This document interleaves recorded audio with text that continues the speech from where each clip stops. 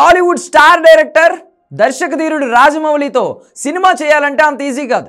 Rajamouli planning వేరే director కంటే పక్కాగా డిఫరెంట్గా ఉంటుంది. అందుకే సక్సెస్ ఆయన గుమ్మం దగ్గర నిలబడుతోంది. ఇప్పుడు మహేష్ బాబుతో రాజమౌళి సినిమా చేస్తున్నాడు. ఈ సినిమా విషయంలో జక్కన్న డైరెక్ట్గా హాలీవుడ్నే టార్గెట్ చేశాడు.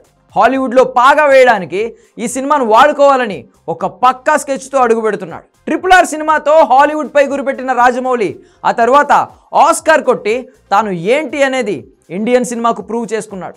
మహేష్ బాబుతో చేసే సినిమా పాన్ వరల్డ్ హిట్ కావాలని కష్టపడుతున్నాడు. ఇక ఈ సినిమాలో హీరోయిన్ విషయంలో రాజమౌళి ముందు నుంచి ఎవరిని ఫైనల్ చేయాలనే దానిపై ఇప్పటివరకు ఒక అంచనాకు రాలేదు.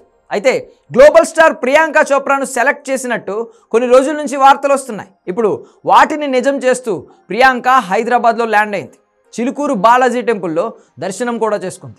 ఇక రాజమౌళి అండ్ టీంకు ప్రియాంక లుక్ టెస్ట్ కూడా ఇచ్చినట్లు వార్తలు వస్తున్నాయి. అయితే ఇప్పుడు సినిమాలో నటించాలా వద్దా అనే నిర్ణయాన్ని ప్రియాంక చేతుల్లోనే పెట్టాడు రాజమౌళి. ఎందుకంటే రాజమౌళి ప్రియాంకను బల్క్ డేట్స్ అడుగుతున్నారని టాక్.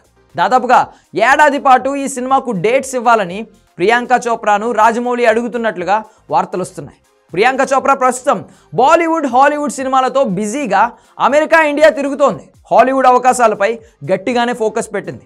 ఈ టైంలో రాజమౌళి సినిమాకు ఏడాది పాటు ఈ వయస్సులో ఆమె డేట్స్ ఇస్తుందా లేదా అనేది చెప్పలేని పరిస్థితి. ఏడాది అంటే అది ఖచ్చితంగా 3 ఏళ్ళు. రాజమౌళి సినిమా అంటే ఇప్పుడు హాలీవుడ్ రేంజ్ కాబట్టి ఒక రకంగా ఓకే చెప్పే ఛాన్స్ కూడా ఉండవచ్చు. కాబట్టి ఆ డేట్స్ ఇచ్చే విషయంలో ఆమె దాదాపుగా ఓకే చెప్పొచ్చు. కానీ 3 ఏళ్ళు కిల్ అయిపోతుంది.